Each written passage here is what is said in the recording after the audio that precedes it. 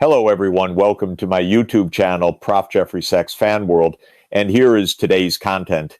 As I examine Russia's recent statements about the possibility of improving relations with the United States, I see far more than a diplomatic gesture or a tactical message.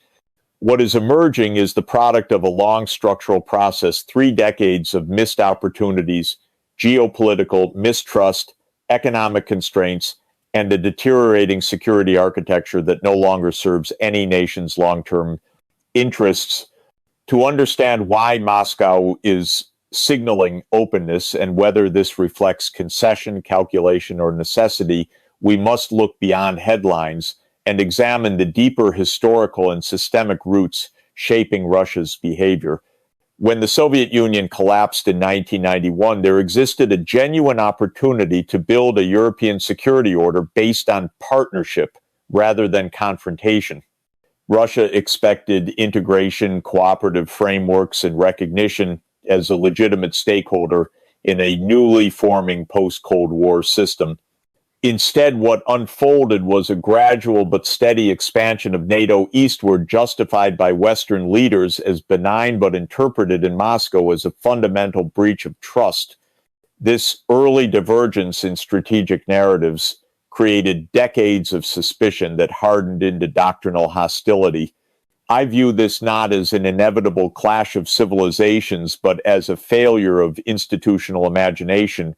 The absence of an inclusive security structure left Russia feeling marginalized, and the United States convinced that Moscow's concerns were merely residual Soviet reflexes. That misunderstanding has persisted into the present. Today, Russia operates within very real economic constraints that shape its diplomatic posture. The country's long-term growth has been hindered by its narrow economic structure, dependency on fossil fuel exports, insufficient technological diversification, demographic pressures, and limited access to Western capital and innovation due to sanctions. Moscow has developed disciplined macroeconomic tools, tight fiscal policy, low debt levels, and substantial reserves to survive these pressures. Yet such resilience is not a substitute for modernization. Without access to global technology flows, Russia risks drifting into long-term stagnation. This is precisely why I do not interpret Russia's recent signals as simple yielding. Rather, I see an awareness within the Russian leadership that perpetual confrontation with the United States imposes strategic and developmental costs that are increasingly unsustainable. Diplomatic hostility may offer political cohesion in the short term, but over the long term, it erodes the economic foundations necessary for national strength. At the same time, Russia's deepening relationship with China, while strategically useful, carries its own risks. Heavy reliance on Beijing creates asymmetry, and Russia understands the dangers of becoming too dependent on any single partner, especially one with vastly greater economic and demographic weight. For Moscow, expressing openness to the United States is partly a balancing act, a way to signal that it seeks multipolarity rather than dependence. This is not concession, it is strategic diversification. Russia also recognizes that U.S. domestic politics are entering a volatile period. Political polarization, institutional uncertainty, and shifting foreign policy priorities create both risks and opportunities. When Russia signals interest in resetting relations, it is probing the extent to which Washington is capable of stabilizing its long-term posture. A United States consumed by internal conflict is less predictable internationally, and unpredictability is the most dangerous element in great power relations. What I see, therefore, is a Russian calculation shaped by structural realism. Moscow understands that major powers must eventually engage whether they wish to or not. The alternative is a prolonged geopolitical stalemate that drains resources, isolates economies, and heightens the risk of miscalculation. Russia's signals do not imply surrender. they reflect a recognition of limits, a recognition that sanctions fatigue has set in, a recognition that technological isolation is eroding future competitiveness, a recognition that China cannot be its only strategic partner, and importantly, a recognition that global challenges from climate change to energy transitions cannot be navigated in a state of perpetual confrontation. This is the structural context in which Russia speaks today, not from weakness alone and not from strength alone, but from a complex blend of necessity, strategy, and the inherent logic of geopolitics in a multipolar world. To answer whether Russia is yielding, we must first understand that Moscow rarely signals concession in the traditional Western sense. In Russian strategic culture, retreat is not framed as defeat. It is framed as repositioning, recalibration, or consolidation of long-term objectives. So when analysts in Washington or Brussels argue that Russia is being weakened into a negotiating corner, they are more often than not projecting Western logic onto a fundamentally different geopolitical mind. Another important dimension is domestic political cohesion. Despite Western expectations that internal dissent would destabilize the Kremlin, Russia has maintained a surprisingly unified domestic front. This is not merely the product of state control over media. It is also the result of a national narrative in which Russia perceives itself as resisting Western encirclement. For many Russians, especially outside major urban centers, the conflict is framed as existential. Militarily, Moscow's posture has also evolved. Russia has moved from rapid maneuver warfare to an attritional model designed to exhaust Ukrainian capacity and strain Western supply lines.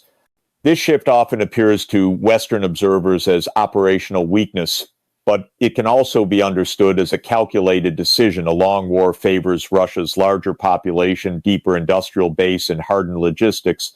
Where Ukraine depends heavily on Western ammunition, Russia has expanded domestic production to Cold War-era volumes. Again, this is not submission, but strategic patience. Diplomatically, Moscow has also worked to shape global perceptions. By strengthening ties with BRICS nations, Russia aims to demonstrate that U.S.-led isolation is far from universal. The expanding BRICS framework, enhanced energy partnerships, and the emergence of a non-Western financial system all contribute to a long-term Russian goal, reducing global dependence on Western institutions. If Moscow were truly yielding, one would expect diplomatic retreat rather than multilateral expansion. But does this mean Russia is unconditionally committed to escalation? Not necessarily. Russia, like any rational actor, seeks a favorable end state, not endless conflict. And here lies the subtlety. Moscow may be willing to accept negotiated outcomes, provided they guarantee long-term security interests. In this sense, Russia may show flexibility, but only when it can frame concessions as strategic victories rather than defeats. This is why periodic Russian statements about openness to dialogue should not be misinterpreted as signs of capitulation. They are signals intended to probe Western resolve-shaped narratives and test whether diplomatic pathways can deliver what military operations alone cannot. Moscow prefers settlements that recognize the geopolitical realities it views as non-negotiable, limited NATO reach, secure borders, and political neutrality of territories it considers vital. Any negotiation that undermines these pillars will be rejected instantly. In conclusion, asking whether Russia is yielding is the wrong question. A more accurate question is, what kind of outcome does Moscow consider victory? For Russia, victory is not measured by the flags planted on a map, but by the trajectory of regional power balances. If Russia can reshape Eastern Europe's security landscape in a way that permanently constrains NATO encroachment, then Moscow will consider itself successful, regardless of short-term battlefield narratives. Thus, Moscow is not yielding, it is recalibrating, reinforcing, and repositioning actions that reflect long-term strategic intent rather than weakness. Whether the West recognizes this strategic horizon may determine not only the course of the conflict, but the future of global power alignment itself. To understand the Western calculus in this geopolitical confrontation, one must first acknowledge the fundamental assumption underpinning U.S. and European strategy, the belief that time is intrinsically on the West's side. This assumption that Russia will eventually exhaust its resources, fracture under sanctions, or face internal political instability has shaped nearly every major policy decision since the outbreak of the conflict. Yet this assumption may be the single greatest miscalculation of the West's strategic posture. Washington and Brussels entered the crisis with confidence in the overwhelming superiority of Western economic power. The formula was straightforward: isolate Russia financially, cripple its industrial base, weaponize global supply chains, and empower Ukraine militarily until Moscow is forced into a defensive position. In theory, a large economy like Russia's cannot survive isolation from the world's most powerful. But in practice, the economic world of 2025 is not the world of 1995. The West no longer commands the unipolar financial dominance it once assumed as permanent. In reality, the Western strategy has exposed a deeper structural vulnerability. It depends on the assumption that the non-Western world will align with Washington's sanctions regime. Instead, the Global South rejected that premise. India expanded energy cooperation with Moscow. China deepened financial linkages. The Middle East repositioned itself between competing power blocs in Latin America, refused to weaponize trade. The Western calculus had treated globalization as a Western-owned system. The emerging multipolar economy has proven otherwise. The West expected Russia's economy to suffocate. Instead, Russia has oxygenated itself through alternative alliances. On the military front, the Western calculus was similarly overconfident. The initial assumption was that sustained U.S. and NATO support would enable Ukraine to decisively shift battlefield dynamics. This belief was grounded in past models: U.S. military superiority in Iraq, NATO's cohesion in Kosovo, and but Russia adapted by mobilizing industrial-scale production of ammunition and drones, effectively reshaping the battlefield into a war of attrition, a type of conflict that favors large industrial states over technologically sophisticated but supply-constrained alliances. This is where Western miscalculation becomes most pronounced: the assumption that democratic political systems can sustain long-term, high-cost military commitments with minimal political backlash. In practice, Western governments face budget fatigue, political polarization, and growing public skepticism about indefinite foreign conflicts. Moscow, by contrast, does not operate within these constraints. What the West interprets as strategic patience may in fact be strategic depletion. Another major flaw in Western reasoning lies in its expectation that political pressure will destabilize the Kremlin.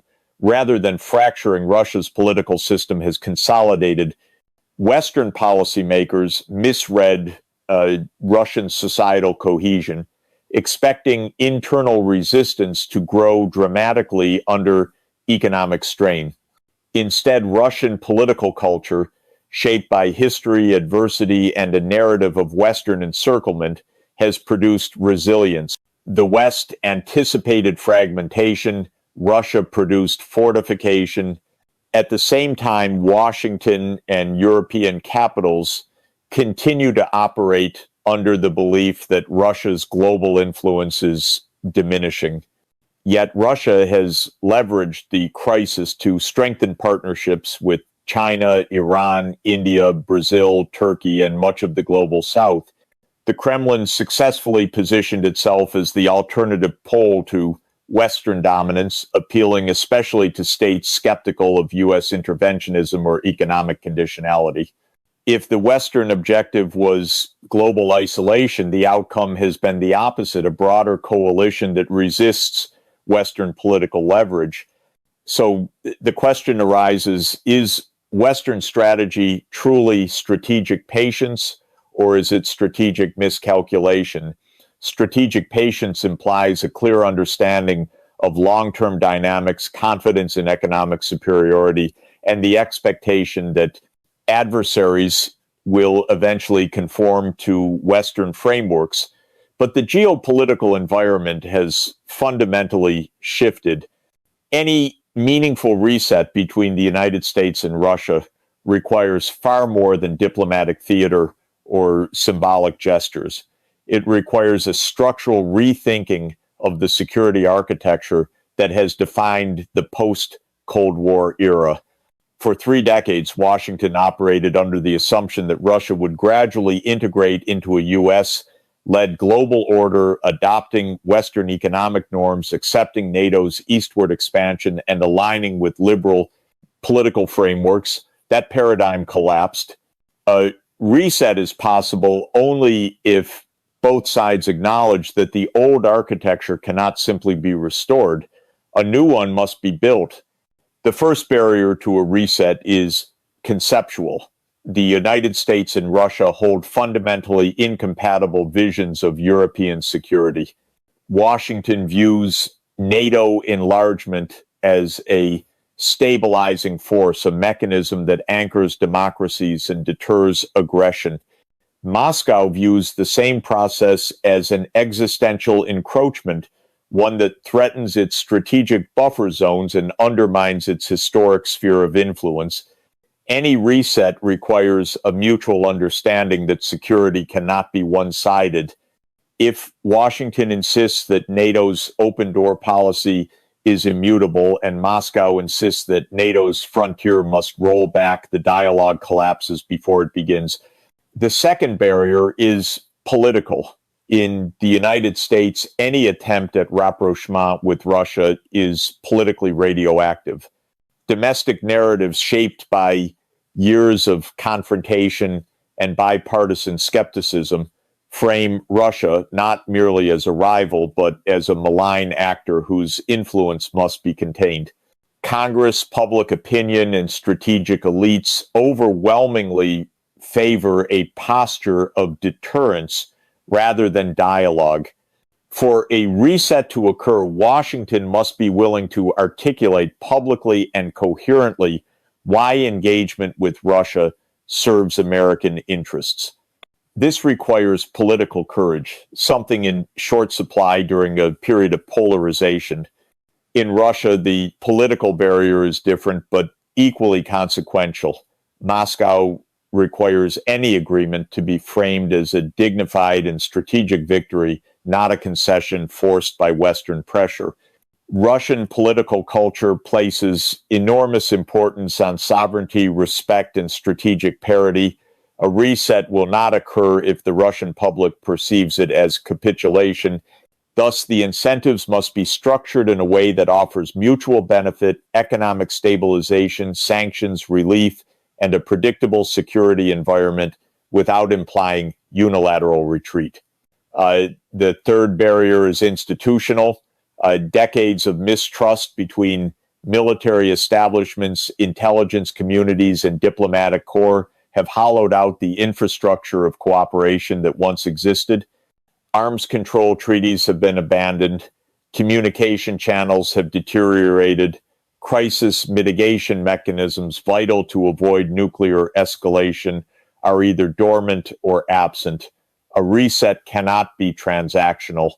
It must involve institutional reconstruction, the revival of arms control frameworks, the revitalization of strategic stability talks, and the rebuilding of diplomatic channels capable of withstanding.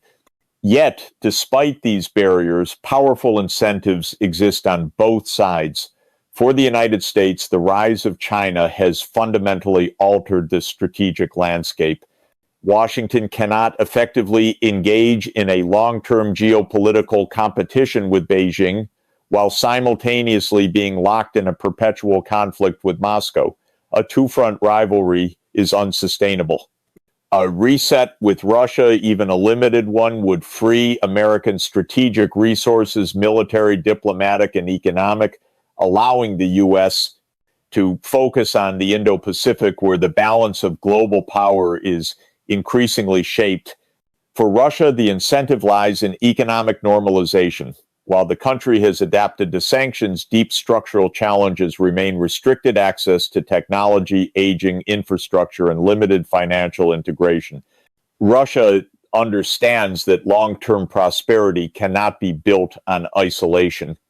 A reset with Washington could open pathways to selective sanctions, relief investment flows, and broader participation in global markets without requiring Moscow to abandon core security priorities. The trade-offs, however, are significant and unavoidable.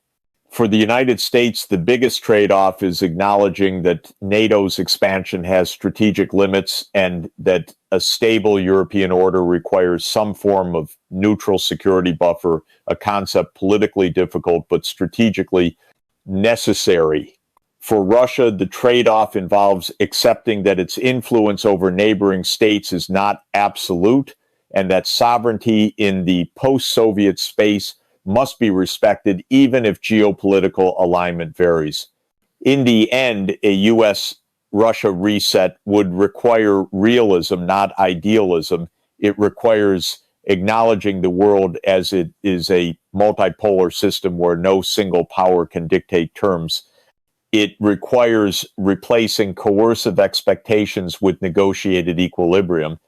Most importantly, it requires understanding that security is indivisible. Russia cannot be secure if it feels encircled, and the West cannot be secure if Russia feels destabilized. A genuine reset is not impossible, but it demands a maturity of thought and leadership rarely seen in the current political climate. Without such leadership, both nations risk locking themselves into a cycle of hostility that benefits neither and destabilizes the world for decades to come. The significance of U.S.-Russia relations extends far beyond bilateral tensions, political symbolism, or even regional conflict. It extends to the very foundation of the emerging world order. Whether Washington and Moscow remain locked in confrontation or gradually move toward equilibrium will determine not only the future of Europe, but the trajectory of global governance, nuclear stability, and economic integration for decades ahead. In a deeply interconnected world, no major power rivalry exists in isolation. Its effects cascade across continents. At the heart of the global consequence is nuclear stability, the bedrock of international security since 1945. The United States and Russia still control roughly 90% of the world's nuclear arsenal. The weakening of arms control agreements from INF to New START has dangerously eroded the mechanisms that once mitigated escalation risk. In an environment where communication channels are diminished and mistrust is institutionalized, even minor military incidents carry disproportionate potential for miscalculation. A sustainable global order requires renewed mutual restraint. Without strategic dialogue between Washington and Moscow, the world edges closer to a free-floating nuclear environment where deterrence becomes less predictable and crisis stability increasingly fragile. Equally significant are the global economic consequences. The fragmentation of global trade, a process accelerated by geopolitical confrontation, threatens to divide the world into rival economic blocs. As the United States seeks to bolster alliances, diversify supply chains, and reduce dependency on strategic competitors, Russia accelerates its integration into Eurasian networks dominated by China, India, and the global South. This bifurcation does not simply realign economic geography. It creates parallel financial systems, alternative technological spheres, and competing standards of global governance. A sustained U.S.-Russia rift accelerates this fragmentation. It compels states to choose sides or navigate increasingly precarious balancing acts. Smaller nations lose agency as global trade becomes securitized and global finance becomes politicized. In such an environment, multilateral institutions, the IMF, World Bank, WTO, and even the UN struggle to maintain relevance. The deterioration of U.S.-Russia relations thus acts as a catalyst for global system erosion. Energy security represents another domain deeply affected by the relationship between Washington and Moscow. Russia remains one of the world's largest suppliers of oil, natural gas, uranium, and key minerals essential for the green transition. As Europe seeks to eliminate dependence on Russian energy and the United States pushes for diversified supply chains, global energy markets become more volatile. Price shocks, supply disruptions, and geopolitical risks become persistent features of the global economy. For developing countries struggling with energy poverty, this instability threatens development, food security, and political stability. Even climate cooperation, perhaps the most universal challenge humanity faces, becomes collateral damage in a fractured U.S.-Russia relationship. Russia's Arctic territory, vast forests, and energy infrastructure make it central to global climate outcomes. Yet without diplomatic channels, meaningful climate collaboration collapses. The planet cannot afford geopolitical rivalry to override scientific necessity. The failure of major powers to cooperate on climate is not a regional loss, it is a civilizational one. Beyond material consequences, the confrontation between the U.S. and Russia carries profound philosophical implications for the future of sovereignty and international order. Two visions compete, one rooted in liberal internationalism, the other in multipolar sovereignty. If the rivalry persists, the world becomes a battleground of competing norms where power rather than law determines legitimacy. This undermines the very idea of a rule. A stable world requires principles that transcend bloc's principles agreed upon by major powers rather than imposed by them. In many respects, U.S.-Russia relations shape the future of diplomacy itself. During the Cold War, diplomacy served as the bridge across ideological divides. Despite deep hostility, Washington and Moscow maintained a disciplined commitment to dialogue. Today, paradoxically, diplomacy has weakened at a time when global interdependence has grown exponentially. A world with more interactions but fewer conversations is a world primed for crisis.